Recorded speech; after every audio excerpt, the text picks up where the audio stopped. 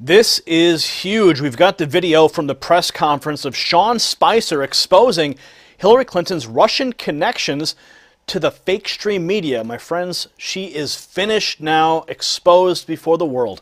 We'll show you the video in a second. Steve Watson reporting for InfoWars that the White House Press Secretary Sean Spicer chastised Trump administration critics on Monday who continue to suggest that there is some form of collusion between the president and the Russian government, despite having no evidence ever coming to light.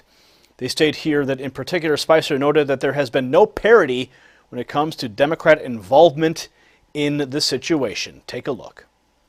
Follow up, the president tweeted this morning a question about a potential DNC connection to Russia during the election. Right. Is he under the impression that the Clinton campaign had inappropriate contact with Russia during the election?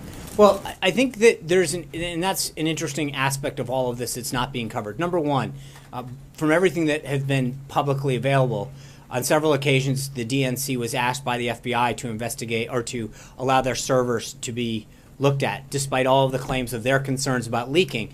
And yet the question still doesn't come out. Why wouldn't the DNC on multiple occasions rebuff the FBI?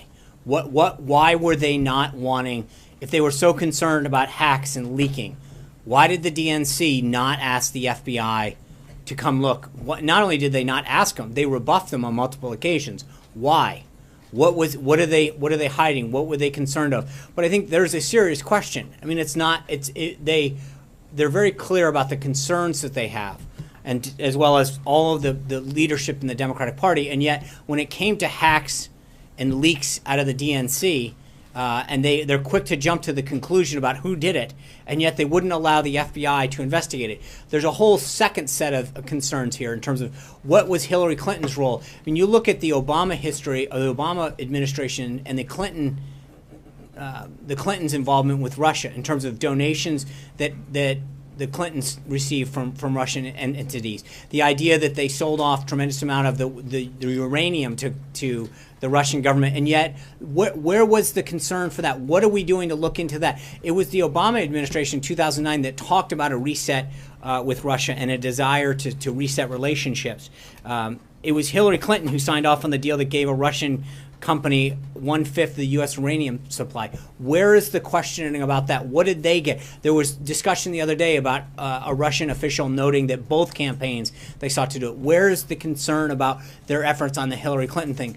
The Democrats and the Democratic Party and a lot of those individuals are quick to point fingers, and yet when it comes to discussing their own collusion or questions involving their involvement with Russian officials or buy-offs to the Russians, there's no discussion there. So you've got to wonder on both sides, where's the parity when it comes to these kind of investigations, Mark?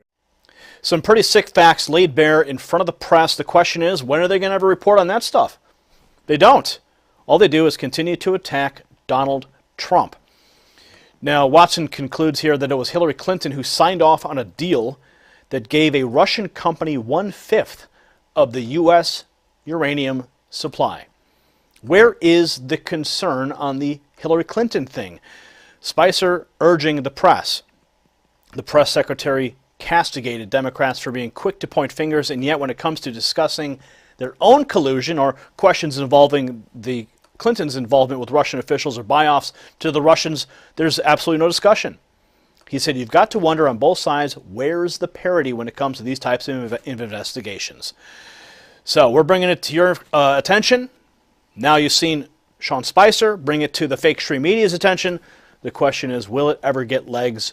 It'll only get legs when we bring it to your attention, when you take action and share these reports on your social networks. That's how we take back the narrative and wake up the American people. So go ahead, comment below, hit share, and subscribe for updates. If you like what we're doing, give us a thumbs up, and we'll see you at the next report. For the Next News Network, I'm Gary Franchi. You possess the power to impact the global narrative. Please share this report, and to get more videos like this, become a Next News subscriber by clicking the link below. Thank you for watching the Next News Network.